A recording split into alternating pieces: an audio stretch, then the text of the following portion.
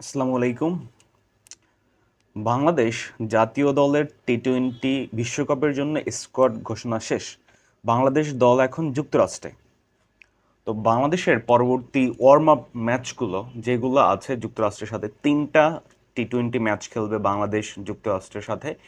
21 তারিখ একটা খেলবে, মে মাসের 21 তারিখ বাংলাদেশ সময় 9টায়।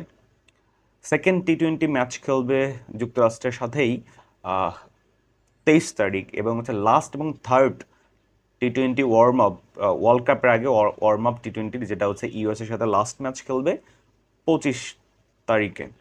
আচ্ছা, তো হচ্ছে আমরা তো হচ্ছে টি-20 ওয়ার্ল্ড কাপের বাংলাদেশের যে স্কোয়াড বা যে টিমটা ঘোষণা হয়েছে এটা নিয়ে অনেক আলোচনা হয়েছে। তো তারপর আমরা একটু যদি দেখি হচ্ছে কারা কারা টি-20 স্কোয়াডে আছে।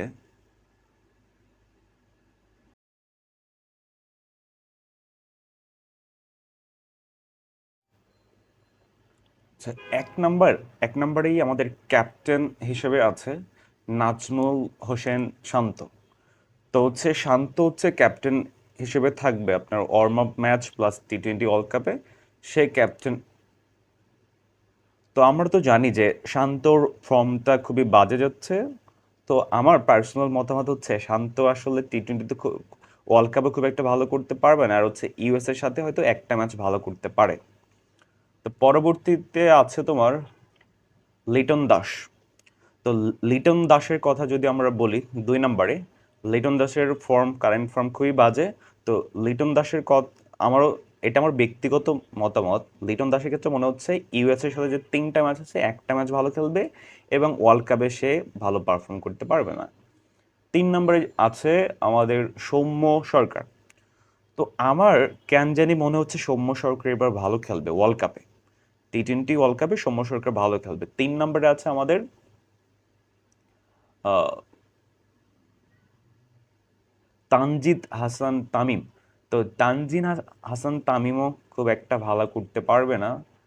তারপর হচ্ছে আমাদের তৌহিদ হৃদয়। তো তৌহিদ হৃদয়, আমরা জানি তো তার হাতে অনেক স্ট্রোক আছে। তো তৌহিদ হৃদয় মোটামুটি ভালো খেলবে। তারপরে আছে আমাদের সাকিব আল হাসান। তো আশা করতেছি আমাদের ওয়ার্ল্ড ক্লাস অলরাউন্ডারে এইবারের ওয়ার্ল্ড কাপটা মোটামুটি ভালো যাবে। তারপর আছে মাহমুদুল্লাহ রিয়াদ। তো ওয়ার্ল্ড কাপ আসলে মাহমুদুল্লাহ রিয়াদ অলওয়েজ ভালো খেলে। তো সেই চিন্তাই আশা করি এই ওয়ার্ল্ড কাপ তার খুবই ভালো যাবে। তারপর হচ্ছে জাকির আলী অনিক। তো জাকির আলী অনেকটা ইন্টারন্যাশনাল ক্রিকেটে নতুন। তো তাও হচ্ছে মনে হচ্ছে তার জার্নিটা ওয়ার্ল্ড কাপের মোটামুটি ভালো হবে। তারপর হচ্ছে মাহিদি হাসান, অলরাউন্ডার। তো মাহিদি হাসান হচ্ছে ওরকম তার কোনো ইনিংস থাকবে না, বোলিংও তার খুব একটা ভালো হবে না, মনে হচ্ছে না খুব ভালো খেলতে পারবে। তারপর হচ্ছে রিশাদ হোসেন। তো আমার কেন জানি মনে হচ্ছে এই ওয়ার্ল্ড কাপে রিশাদ হোসেন, যদিও সে নতুন ইন্টারন্যাশনাল ক্রিকেটে, তারপর সে ভালো খেলবে। তারপর সে তানবীর ইসলাম, টোটালি নতুন একজন আনছে। তো এই তানবীর ইসলামও খুব একটা ভালো খেলবে বলে মনে হচ্ছে না। তারপর আছে মুস্তাফিজ।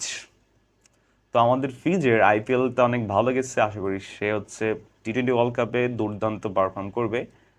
তাসকিন আহমেদ। তো তাসকিনের যদিও ইনজুরি আছে, তো তার আসলে ইনজুরি সারতে সারতে সে ওয়ার্ল্ড কাপের কয়টা ম্যাচ পাবে সেটা আসলে চিন্তার বিষয়।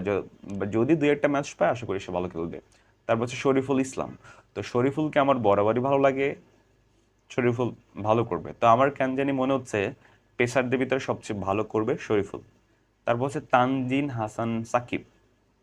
ঠিক আছে, যেটা নিয়ে অনেক আলোচনা হচ্ছে যে সাইফুদ্দিন কেন বাদ এবং সাকিব কেন। তো আমার মনে হচ্ছে না সাকিব এখানে খুবই নতুন, তো অভিজ্ঞতা কম। তো ওর বদলে আসলে সাইফুদ্দিনকে নেওয়াই আসলে ভালো সিদ্ধান্ত হতো। তো যেহেতু নিচ্ছে তারা অনেক চিন্তা ভাবনা করে, তো আমার মনে হচ্ছে না সাকিব খুব একটা ভালো পারফর্ম করতে পারবে। ঠিক আছে, তো হচ্ছে ওভারঅল স্কোয়াড ঘোষণা হয়ে গেল। বাংলাদেশ দল এখন যুক্তরাষ্ট্রে ওয়ার্ম আপ ম্যাচ খেলবে, তারপর টি-20 ওয়ার্ল্ড কাপ খেলবে। তো আমার কেন জানি মনে হচ্ছে বাংলাদেশ এবার সর্বোচ্চ একটা ম্যাচ জিততে পারে। ঠিক আছে, তো হচ্ছে আপনাদের কি মতামত একটু কমেন্ট করে জানান যে বাংলাদেশ কি একটা ম্যাচের বেশি জিতবে। থ্যাংক ইউ দাদা।